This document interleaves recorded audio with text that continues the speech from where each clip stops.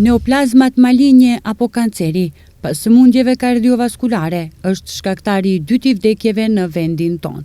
Në një raport të Institutit për Shëndet Publik, thuhet se gjatë periudhës nga viti 2010 deri në vitin 2024, shkalla e vdekshmërisë ka qenë 180.3 në 100.000 banor në vitin 2010, deri në 217 në vitin 2024.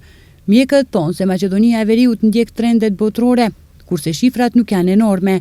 Faktorët që mund të ndikojnë në paraqitjen e kancereve sipas onkologes Vjollca Skenderi janë të ndryshme. Faktor numër 1 është faktorët e jashtëm, siç është ndotja e mjedisit jetësor, pastaj disa veti siç është pirja e duhanit, pirja e alkoolit, mbipesha trupore, pastaj gjenetika, gjithashtu gjenetika në disa karcinoma ndikon edhe gjenetika, dhe kur bëhet kombinimi i këtyre faktoreve, pastaj bëhen ndryshime, qysh në nivelin molekular, në nivelin qelizor, dhe kjo manifestohet në paraqitjen e karcinomave.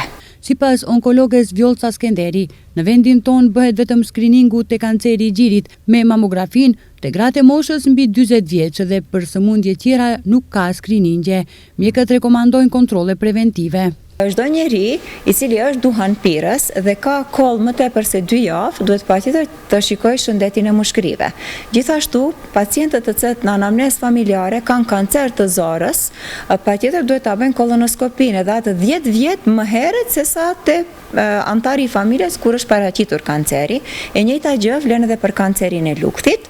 Gratë gjithashtu një herë në vjet patjetër duhet ta vizitojnë ginekologun dhe meshkujt mbi moshën 50 vjeçare patjetër ta vizitojnë urologun për ta matur vlerën e PSA-s për karcinomën e prostatës. Mjekët thonë se në përgjithësi, karcinoma që zë vendin e parë të meshkujt është karcinoma e mushkërive, te gratë është karcinoma e gjirit, e dyta për nga shpeshtësia te gratë është karcinoma e kollonit, kurse te meshkujt ajo e prostatës. Sipas të dhënave të Institutit të Shëndetit Publik, numri i përgjithshëm i vdekjeve nga kanceri në vitin 2024 ka qenë 3.958, prej të cilave 2.325 meshkuj dhe 1.633 gra. Në 2024, numri i vdekjeve nga kanceri i moshës mbi 65 vjeç thuajse është 2 fish më i madh nga numri i vdekjeve deri në moshën 64 vjeç.